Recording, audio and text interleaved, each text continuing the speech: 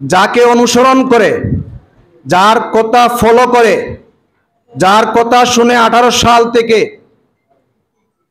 আমরা গণ অধিকার পরিষদে যুক্ত হয়েছি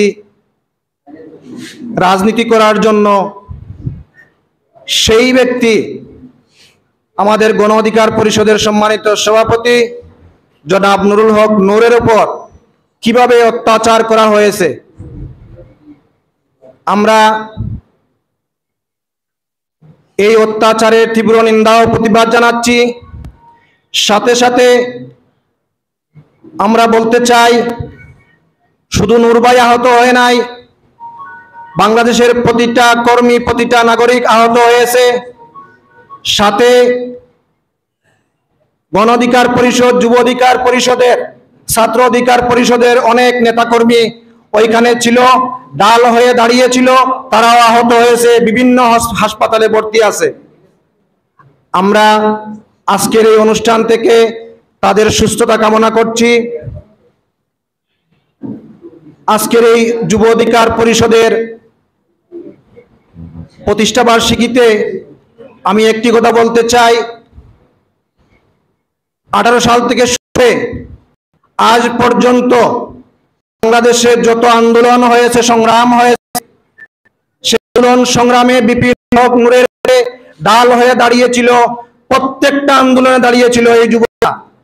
এই যুব অধিকার পরিষদ, যুব অধিকার পরিষদ দাঁড়িয়ে বলে আজকে অধিকার পরিষদ এতটুকু এসেছে।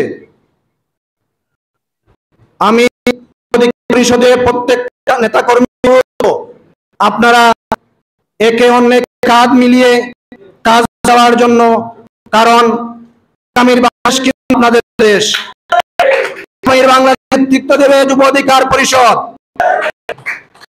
আজকে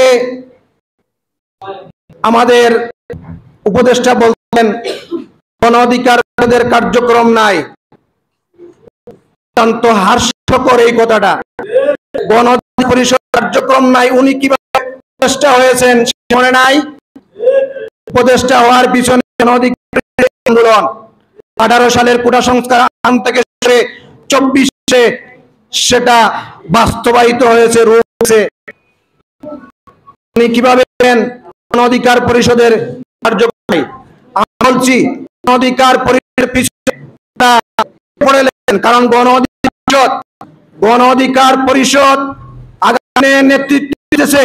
গণ অধিকার পরিষদ এই তৃতীয় স্থান অর্জন করতে চলেছে। এইটা হয়ে এই গণ অধিকার পরিষদের পিছনে লেগেছেন। এই যে গণ অধিকার পরিষদ বাংলাদেশ রাজনীতিতে তৃতীয় স্থানে এসেছে, এটাকে আর পিছনে ফেলে দেওয়ার সুযোগ নাই। আপনার সঙ্গে যুব অধিকার পরিষদ, ছাত্র অধিকার পরিষদ, গণ অধিকার পরিষদ নিয়ে আগামী দিনে এগিয়ে বলে আমি বিশ্বাস করি। এই অনুষ্ঠানে দূরান্ত থেকে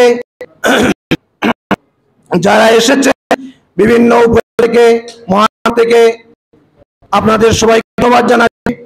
আসলে আমরা সবাই ক্লান্ত, 3 দিন আমরা শুধু আন্দোলনে গেছি। আমার শরীর একটু অসুস্থ, তাই আমি সবার কাছে আমাদের যত সুস্থ আছে, যেমন আপনার যুব অধিকার সাধারণ সম্পাদক নাদিম ভাই দিন সুস্থ, সুস্থতা কামনায় দোয়া করো, তাদেরকে সুস্থতা দান করো। আর যারা আহত হয়ে মেডিকেলে আছে তাদের পরিবারকে যেন ধৈর্য ধরে তাদের পাশে জন্য তৌফিক দান করে।